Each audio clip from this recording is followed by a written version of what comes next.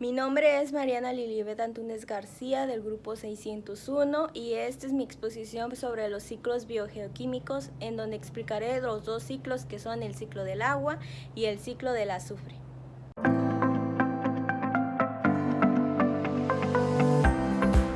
El primer ciclo biogeoquímico que voy a explicar es el ciclo del agua. El ciclo del agua principalmente es impulsado por la energía solar. El sol es el que hace que ocurra el primer paso en este ciclo, que es la evaporación.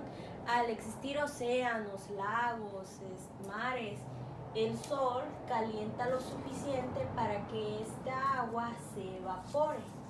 La evaporación hace que el agua se convierta de líquido a gas. Entonces este gas sube a la atmósfera, en donde aquí podemos ver estas nubes, en donde ocurre la condensación. La condensación es cuando ese gas se convierte en las nubes que habitualmente vemos en el cielo. Este gas ya condensado se crean las nubes y al poco tiempo ocurre cuando estas nubes se absorben todo el agua, la convierten en la precipitación, que puede caer en forma de lluvia o nieve. Cuando la precipitación llega a la superficie, tiene pocas opciones para seguir. O puede volver a evaporarse o puede hacer la percolación o la infiltración para crear lo que son los flujos subterráneos. Cuando se finaliza este proceso de la precipitación, aquí podemos ver que aquí hay como un tipo lago. Entonces, para darle continuación al ciclo, vemos que igual este lago se evapora, se vuelve a cumplir el ciclo de que se condensa, el agua precipita y así es como da continuación el ciclo. Es un ciclo que no puede terminar y que es impulsado por el sol. Otra parte importante del ciclo es cuando la precipitación, cuando llega el agua, las plantas normalmente chocan estas gotas de agua con las hojas de las plantas. Entonces, esa pequeña cantidad de agua que queda se evapora. En este caso del ecosistema terrestre, la demás agua que cae en el suelo es absorbida por el mismo. Y en dado casos, existen casos en los que el suelo no puede absorber el agua, pero estos ya son casos, por ejemplo, la roca no puede absorber el agua, o las ciudades o los suburbios, porque el suelo no es de tierra, el suelo normalmente tiene cemento, y esto hace que el agua se estanque y no tenga dónde ir. Otro proceso que podemos ver en mi lámina es el de transpiración. En este nos indica que las plantas absorben el agua por medio de sus raíces. Por esto pasa por un proceso en donde pasa por los tubos vasculares y se transpira por las hojas. Estas hojas tienen unos poros llamados estomas. Entonces, en esta parte es donde ocurre la transpiración, que es parecida a la evaporación, y esta agua regresa al ecosistema como vapor, igual para cumplir el mismo proceso que ya les he explicado. Otro proceso que podemos ver aquí, que también lo indica la lámina, es el de la percolación, infiltración y finalmente lo que es el flujo subterráneo. Cuando una planta no absorbe el agua del subsuelo, esta tiende a percolarse, es decir, esta es absorbida por el subsuelo y se convierte en agua subterránea. Es igual a lo que vemos en la infiltración, que decía que se filtra el agua. El agua se filtra en el subsuelo, al igual como la percolación, y esta se convierte en agua subterránea. Claros ejemplos del agua subterránea son los acuíferos, los arroyos subterráneos. Muchos de ellos pueden permanecer milenios en ese lugar. Otros normalmente son explotados por el ser humano para obtener agua dulce. Otros, como aquí lo vemos, el flujo subterráneo, es que lo que decía, que estos tienden a salir y como lo marca en esta lámina, el flujo subterráneo de esta agua termina en el océano.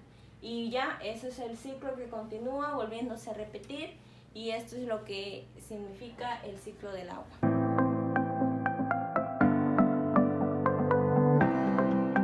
Como segundo ciclo ciclo biogeoquímico que voy a explicar es el ciclo del azufre. Este ciclo trata de que el azufre tiene un proceso por el cual pasa desde su origen. Este origen es la corteza terrestre, es donde se encuentra la mayor concentración de azufre en el planeta, específicamente en la litosfera. Este azufre tiene un proceso que comienza con la absorción de las plantas. Aquí dibujé estos maizales, pero simulando las plantas.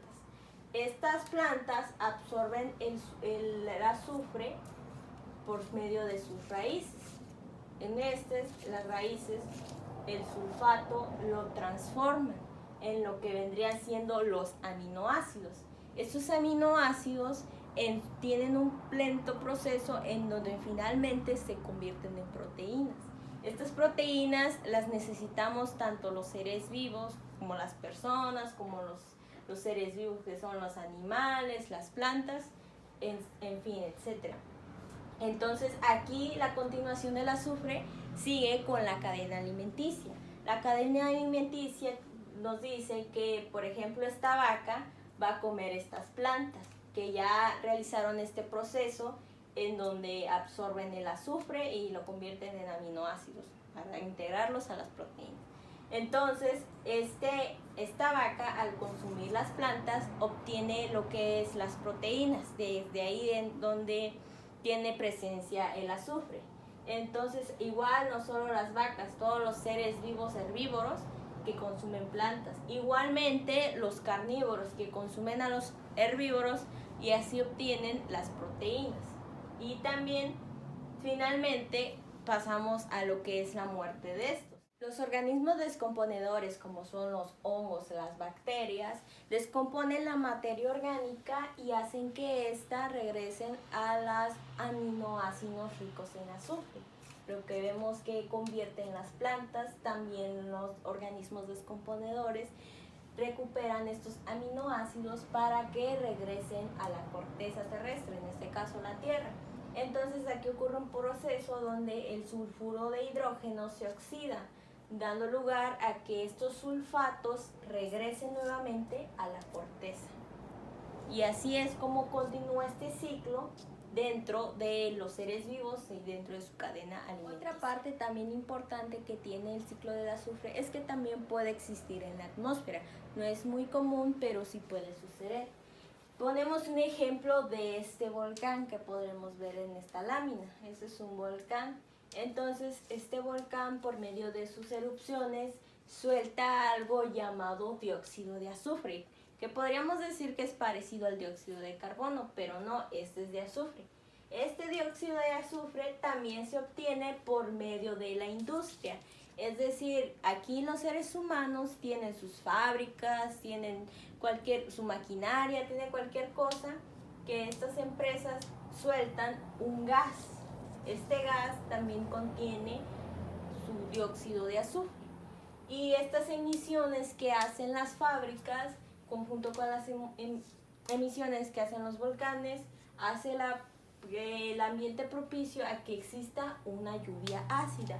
Este es el fenómeno en donde estos gases tienen un ciclo parecido al del agua, en donde se condensan y estas nubes precipitan lo que es el ácido del azufre. Entonces, aquí podemos ver cómo este dióxido de azufre se convierte y dan lugar a lo que viene siendo el ácido nítrico, ácido sulfúrico, donde esta lluvia ácida se libera y cae de nuevo a lo que es el suelo.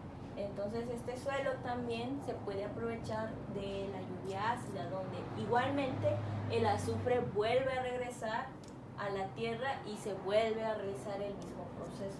Este es el ciclo del azufre que viene siendo originado tanto de la corteza terrestre y también aquí decía la lluvia ácida, no solo con las emisiones de los gases que sueltan las fábricas, también puede ser emisiones de los carros, emisiones de cualquier contaminante. Pero lo más natural es cuando son las erupciones volcánicas, que no es tan común con la sobrepoblación que hay, pero la razón más creíble o más común de que existe una lluvia ácida es por las fábricas. Entonces este es el ciclo que continúa el azufre y es así como lo podemos encontrar en nuestro planeta Tierra.